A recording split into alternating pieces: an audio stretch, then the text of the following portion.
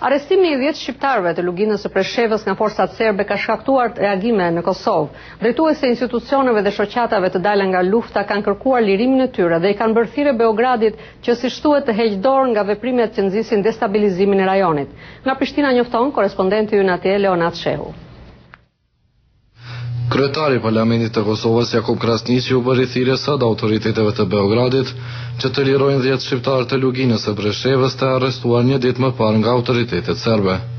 Të gjithë ata janë arrestuar në ndyshimin se siç thuhet për krime lufte gjatë konfliktit të Kosovës. Zyrtarët serbë thanë se këta persona ish pjesëtar të ushtrisë lirimtare të Kosovës dyshohen për përfshirje në vrasjen e të paktën 51 civilëve dhe rrëmbimin e 159 të tjerëve midis qershorit dhe tetorit të vitit 1999. Arrestimet kanë nxitur reagime në luginën e Preshevës dhe në Kosovë. Deputeti i vetëm shqiptar në Parlamentin e Serbisë Riza Halimi shprehu habi për arrestimet dhe tha se ato nuk ndihmojnë qëndrueshmërinë e rajonit. Veprimtarët humanitarë në luginën e Preshevës thanë po ashtu se forcat serbe të sigurisë kanë përdorur dhunë gjatë arrestimeve. Kryetari i Parlamentit të Kosovës Jakub Krasniqi tha sot se këto arrestime dhe prania e sforcuar ushtarake serbe në rajon janë në funksion të friksimit të popullsisë shqiptare.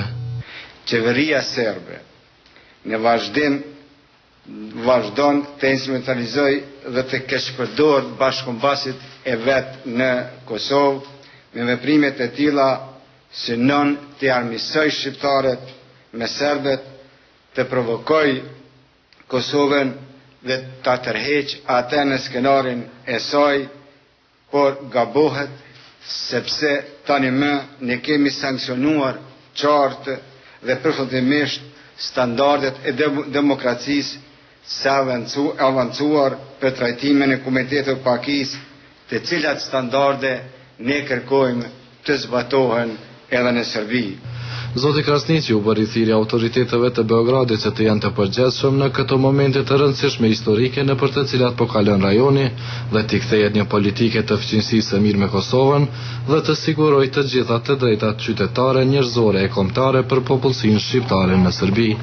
Në këtë kuptim presim lirimin e qytetarëve, qetësimin e popullsisë së shqetësuar.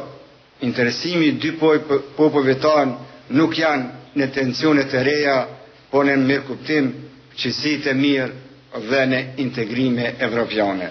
Zoti Krasniqi u ka bërë thirrje edhe mekanizmave ndërkombëtar që të dënojnë, siç tha ai, politikën agresive serbe që nxit dhunë, pasiguri e konflikte të reja.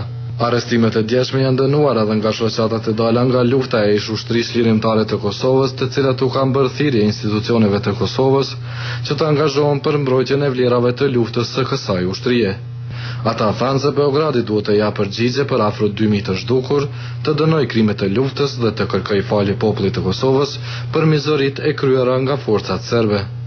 Për Zërin Amerikës, Leonat Shehu, Prishtinë.